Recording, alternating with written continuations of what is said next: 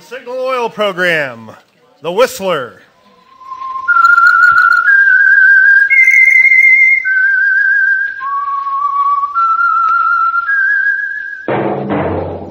That whistle is your signal for the Signal Oil Program, The Whistler.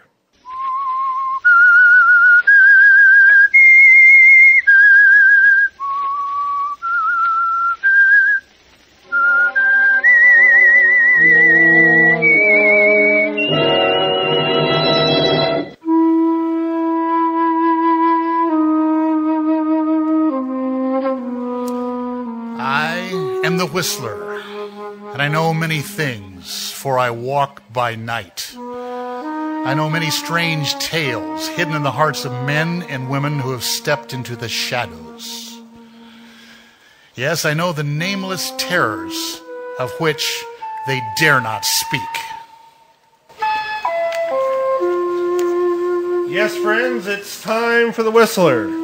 And remember, let every traffic signal remind you, with new Signal gasoline, you do go farther than ever. Look for that familiar big yellow and black circle sign that identifies those popular Signal service stations in 7 western states from Canada to Mexico. And now, the Whistler's strange story. The Strange Sisters. The 3 Randall girls were as different from each other as day and night. Even the people of Newton, who had watched them grow up, found it hard to accept the fact that they were sisters. Pamela, the eldest, was forceful and overbearing. Kathy, the youngest, was a weakling. Life was a little too complicated for her, and she found the easiest solution was to let Pamela face it. She used to bring her problems to Pamela, then listen meekly to Pamela's instructions, and then quietly obey. Yes, Pamela and Kathy were 2 extremes, and Sally, the 3rd sister, was in the middle, both in age and temperament. The combination of Pamela's strengths and Kathy's frailty had produced in Sally a kind of radiance that had made life easy for her, that had made her sure of success where her sisters had failed. And the more she succeeded, the harder it became for Pamela and Kathy to face it. Until one morning, Mrs. Stokes, the housekeeper, called Kathy for breakfast. There was no answer. Miss Kathy, your breakfast is on the table. Oh, that girl. Take a team of horses to get her out of bed. Miss Kathy! Your breakfast is ready, young lady, and I ain't going to hold it warm for you another minute. Miss Kathy, answer me. I know you're... Oh, good Lord! Oh, locked. Oh, now my key. Oh, there it is. Oh, Miss Kathy, what are you? Oh, gas! The heater. Oh, where's the handle? Oh, there, it's off. Miss Pamela. Oh, come up quick. Oh, the window. Miss Pam! What's the matter? Well, it's Kathy. She's... Oh, Miss Pamela. Miss Kathy. Here, let me. Kathy, dear. Let me see. Her pulse. Well, she's alive. Call Dr. Johnson, quickly. Oh, do you think she's... Don't stand there like an idiot. Call the doctor. Oh, yes, Miss Pamela. Right away.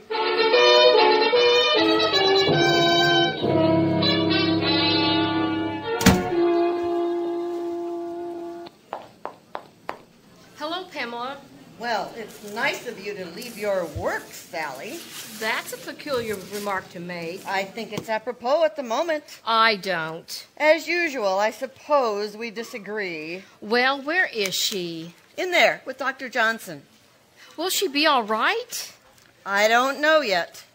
Well, I'm going in. Wait a minute. You're not going in there. You can't stop me, Pamela. I've got a right to know. And since you didn't choose to tell me over the phone, I'll find out for myself. I said wait. Kathy is my sister, too, Pamela. She doesn't belong to you. You had her under your thumb for way too long, the poor girl. Even she can't think for herself. All right, go on in if you want to kill her. What do you mean by that? I've managed to convince Dr. Johnson it was an accident. It was an accident. She left the gas heater on. You've never been very clever, Sally. Kathy tried to kill herself. You're wrong. You're making it up. She didn't have a reason. I admit it wasn't a very good reason, but it's been used 1,000 times. Go on. It's a man, Sally, and a rather shabby specimen at that. Was she in love? Yes, How long has it been going on? 6 months or more. You're sure? Of course I'm sure. Who was it, Pamela? Your fiancé. Henry. Why, you're wrong. You must be wrong. He never gave her any reason. He's hardly even spoken to her. You asked me. I told you.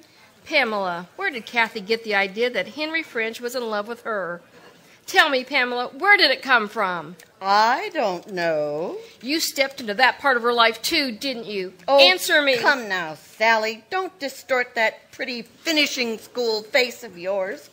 It's your biggest asset, you know. It's gotten you everything you ever wanted.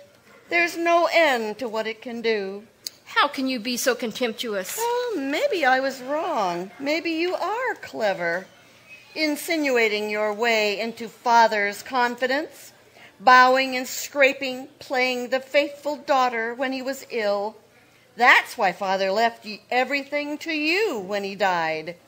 $50,000 and 2 sisters to provide if and when you felt like it.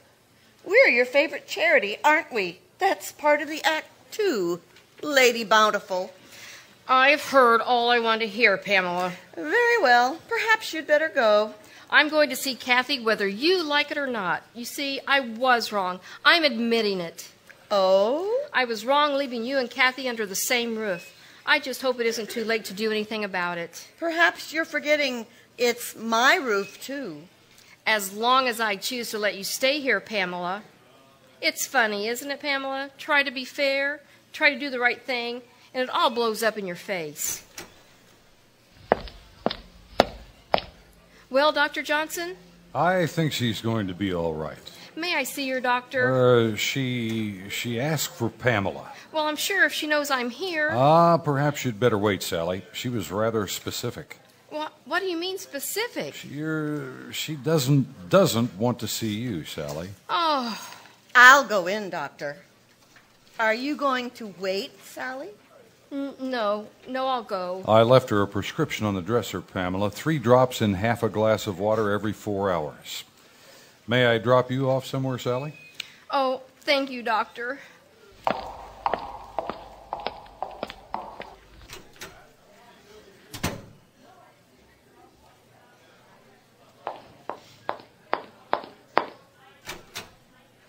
Kathy? Kathy, are you all right? No, I'm not all right. I'll never be all right anymore. You mustn't feel that way, dear. I made a mess of this, too. I never do things right, do I, Pam? What will Henry think of me now? They only know what I told them, Kathy. They think it was an accident. Don't worry about Henry, dear. You must have been wrong, Pam. He doesn't love me. He couldn't. He would have told me. He wouldn't have just gone off with Sally. Now, maybe you'll believe me, Kathy. She's capable of anything. She owns it all now.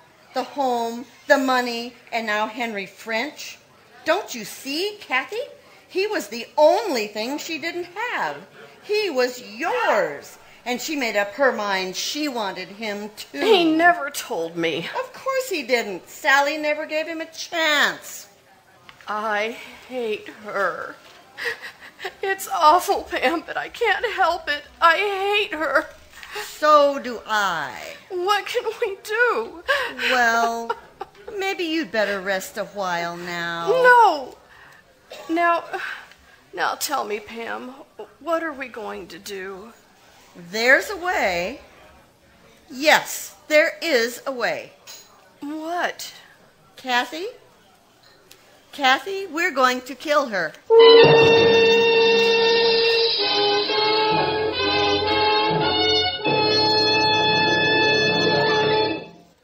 We'll be back to the strange sisters in just a moment.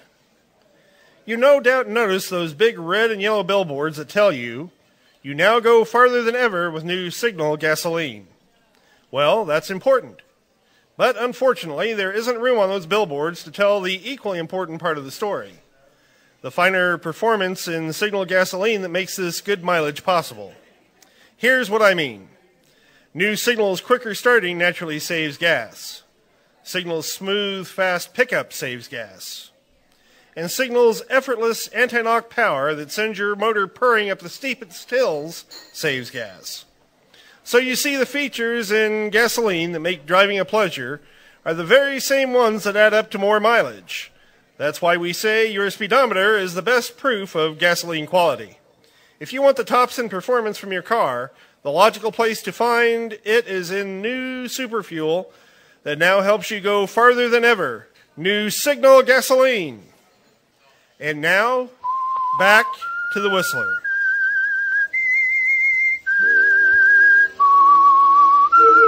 Well, Pamela, jealousy can do strange things to a mind like yours, can't it? And it's a peculiar mind filled to the bursting point with frustrated black hatred for your sister Sally, accumulated during the long years the three of you spent under the same roof with your father. She always had everything, didn't she? You and Kathy had to take what was left and like it. Yes, Pamela, that jealous hatred has brought you to the point, well, you'll stop at nothing. Lying, cheating, twisting the truth in such a way that your poor, gullible sister Kathy believes the very existence of Sally condemns her to begging for crumbs at Sally's table when the bread is rightfully hers. And you've thought of everything, haven't you, Pamela? You're confident that Kathy's prepared for the talk with Sally that's bound to come sooner or later. Look, Kathy, I know I'm right about Pamela. Why must you always talk about Pamela? Pamela did this. If it wasn't for Pamela, oh, stop it, will you? I tell you, Pamela is the only one in the world that I can turn to. Please, Kathy, please. Believe me, you're wrong. I'm not wrong. You are, dear. She's filled your mind with all sorts of hateful lies about me and Henry. Why do you keep throwing that in my face? Henry, he's yours now, isn't he? You've got him. And you're smart, just like she said. All right, take him, marry him, I don't care. It doesn't make any difference now. Kathy, apparently there's nothing I can do or say that will make any difference in the way you feel. I promised Father I'd take care of you. Well, I'm leaving you the house and all the furniture. And I'm making arrangements for a trust fund that will provide for both of you. That's charitable of you. Under the circumstances, I think it is. I'll expect you and Pamela to be civil to Henry until we leave. Is that clear? Is he coming here? Yes. To live? Yes, for a week or so. I don't understand. It's very simple. We're going to get married tonight. Yes, Pamela, Kathy was prepared, wasn't she? Sally was right. Nothing she could do or say would make any difference. Because Kathy is yours, isn't she? For too many years, she's depended upon you for guidance, looked to you for advice, regarded everything you said as true and everything else as false. Yes, jealousy is a strange thing, Pamela. It's been there deep inside you for as long as you can remember. And it was convenient for you to find a cause for it. Sally and your father, the legacy, the house, the money. But that's gone now, isn't it, Pamela? Sally's been pretty fair about it. She and Henry are married now. And you have the house and your share of the money. That's what's strange about jealousy. The cause is gone, but it's still there, stronger than ever. And with it, your plan for murder. Did you get the key to their room for Mrs. Stokes? Yes, well, here it is. She doesn't know you have it. No, she's gone to the store. I took it off the hook. Give it to me. What are you going to do? Just look around a little. Why? Henry's things are up there. He brought them in last night before they left. Well? I'm just curious, Kathy. Just curious.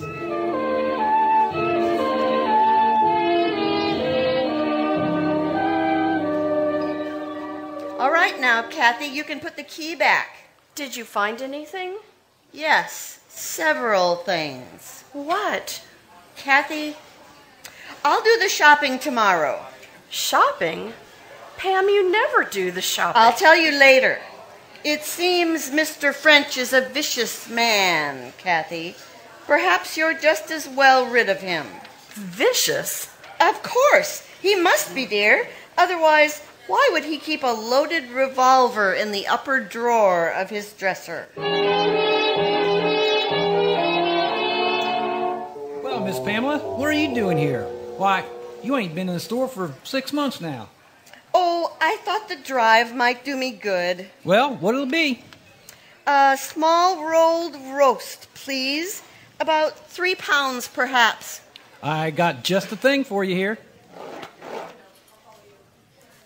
You ain't looking too well, if you don't mind me saying so. Something wrong? No, nothing. Oh, will this do? Yes, that will be fine. It's kind of small. Oh, it'll do, Mr. Watkins. You see, Kathy and I haven't been too well lately. Mm-hmm. I thought so. Now, come on, what's up?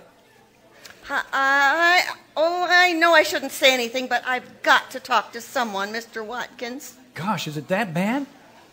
I don't know. It's Sally and that husband of hers. You don't say.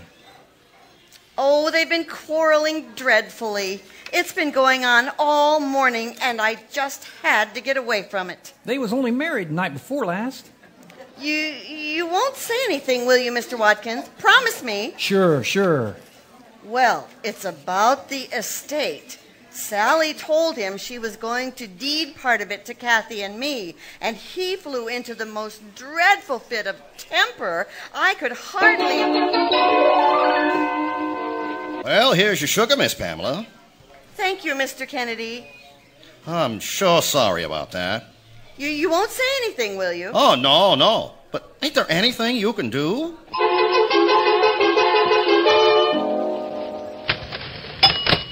Let's see, that'll be $3 for the lube and oil change, another $2 for the gasoline, Miss Pamela. Total of $5. Here you are, Mr. Spencer. Thank you, Miss Pamela. You know, I had a hard time keeping my mind on servicing your car after what you told me. You won't say anything, will you? Oh, of course not, Miss Pamela. Not a word. You're very efficient, aren't you, Pamela? The town of Newton is like a smooth pond. All you have to do is cast a few pebbles here and there, and the ripples spread over the whole surface clear to the edges. But there's another step now, a very important one. Sally is hostile and suspicious, and you're going to need her confidence. Who is it? Pamela. Well, Pamela? May I come in? Must you? Please don't make it difficult for me, Sally. I don't understand. I have something to tell you. I'd like to come in and sit down if you don't mind. All right, Pamela. Well? I've been doing a lot of thinking, Sally, and I haven't slept much. Not since you told us about the house and the money. Yes? This is so unexpected. Well, you see, it threw me a little off balance. What are you trying to say? You know me so well, Sally. The past few years have been hard, and I know I've been unreasonable and difficult. Pamela, you're trying to say you're sorry, aren't you? Why, I'm so clumsy at this sort of thing. I do so want to have you and Henry forgive me. Oh, my dear, I really believe you mean it. I do, Sally. I do mean it. And I'm going to try and make Kathy understand, too. You were right, Sally. I've been such a terrible influence on the poor thing. And, darling, I'm so happy that it's all working out. Oh, Sally, Oh, come on now. Let's forget all about it. I'm sure Henry will understand. It's odd, isn't it? I had the feeling underneath that somehow it would work out. I just knew it, Pam. Oh, thank you, Sally. Thank you. Now you go down and tell Kathy. I've got to finish the packing. Packing? But you're not leaving until the end of the week. Henry has to make a business trip to New York. Some things he has to settle up before we leave. When's he going? Tonight. He's leaving at 9. Oh, that reminds me. I must call a cab. He said to be sure and have it here for him promptly at 9. Now you run down and tell Kathy that's all cleared up, will you? Oh, of course, Sally. Of course.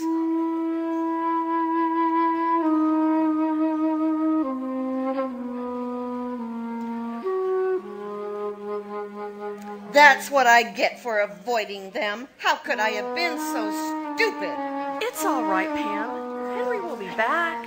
Oh, don't be ridiculous. He's leaving for New York tonight. And they're taking the steamer from there in 4 days. No, Kathy, he's not coming back. He'll send for her and she'll meet him there. But isn't there some other way? There's only one way. It's got to happen tonight. Oh, Pam, I'm scared. Maybe we shouldn't... Oh, stop gibbering, Kathy. The town is ready for it, and it's going to happen. Henry French is going to shoot his wife in a fit of temper and try to leave the country. Pam, the gun. How are we to get the gun? We can't do it without the gun. And it's in his dresser, and she's in there. I said stop gibbering. I've got to think. Turn on the light. It's getting dark in here. Yes, Pam. Light. Yes, the light. That's it, the light. What is it, Pam? The basement. Kathy, the fuse box is in the basement, in the furnace room.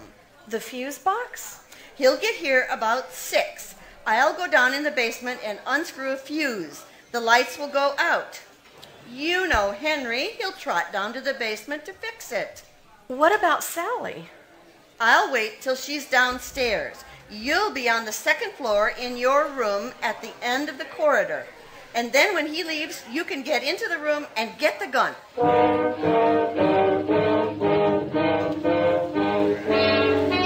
You can see it pretty clearly now, can't you, Pamela? The people versus Henry French. The charge, murder. It's easy to think they're in the basement as you wait in a dark corner after you unscrew the fuse and listen to the confusion upstairs as they stumble around in the dark. Then, as an afterthought, you find an old blown-out fuse on the shelf and screw it into place just in case Henry might wonder how a perfectly good one could come unscrewed all by itself. Then, when it's over, you return secretly to your room at the end of the 2nd floor corridor. Did you get it? Yes. Here it is. I wore my gloves, Pam, just as you told me. All right. Now listen. We haven't much time. He's down there now waiting for the taxi. Have you got your watch on? Yes. Now let's see. Luminous dial. That's good. Now listen carefully. The taxi is calling promptly at 9 o'clock. Understand, it's going to happen shortly after he leaves, about 5 past 9. Who's going to do it? You are. Oh, Pam, I can't. You've got to. I'll have to be upstairs. You'll be in the basement. Henry will leave in the taxi at 9, and I'll get Sally up on the 2nd floor on some pretense. At 5 past 9, I'll scream that you've fallen down the basement stairs. She'll run down. Yes, Pam. I understand. Now remember, not until after 9 o'clock. We've got to be sure Henry is gone. All right, Pam. I'll look at my watch. I promise. Good. Now you'd better get down there. It would be rude of me not to be there to say goodbye to him.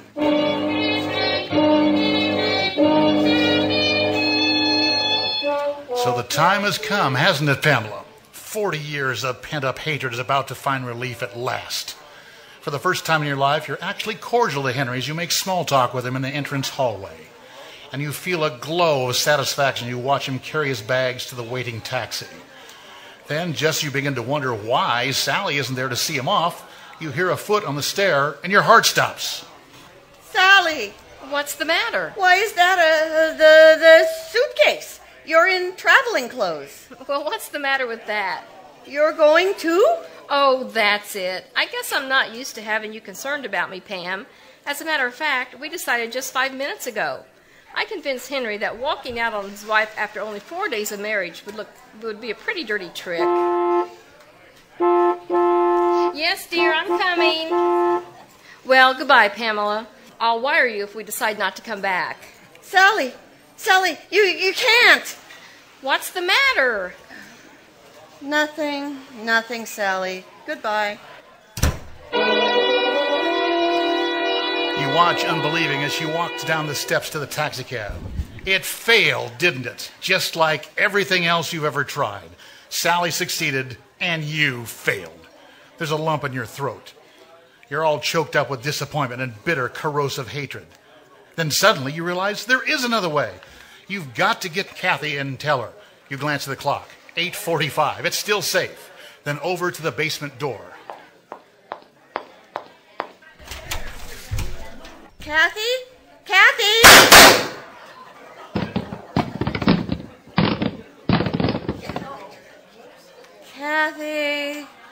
Pam? Pam!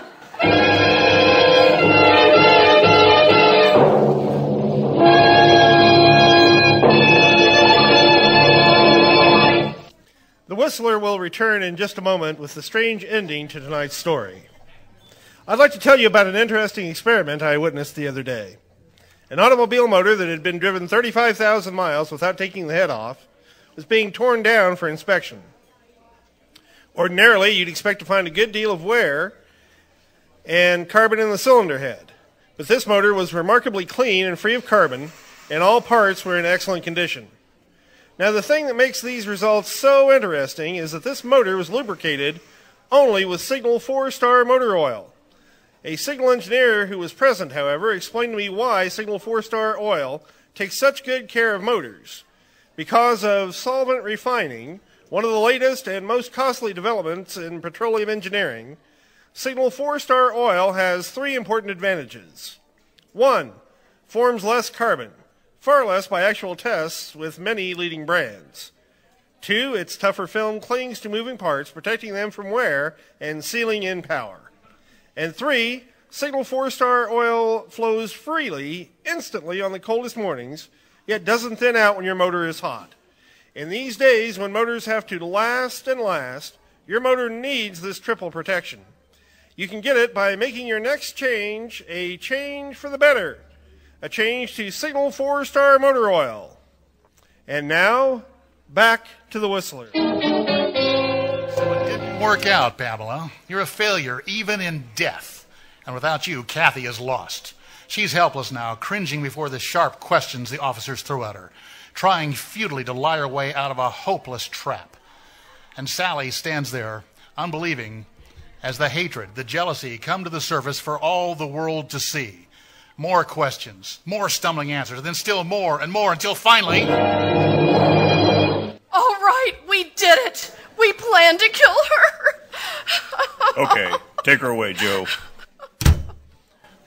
Well, there you are, Mrs. French. I can't believe it. It's so fantastic. Yeah, it is at that. They knew Mr. French was leaving at 9, planned to kill you with his gun. In the dresser drawer, that's where he kept it. Pamela was smart, Mrs. French, but she forgot one thing. The clock on the wall read 8:45, so she figured it was safe to open the basement door where Kathy was waiting to kill you. She forgot it was an electric clock. When she pulled the fuse down there and cut out the current, the clock lost 18 minutes.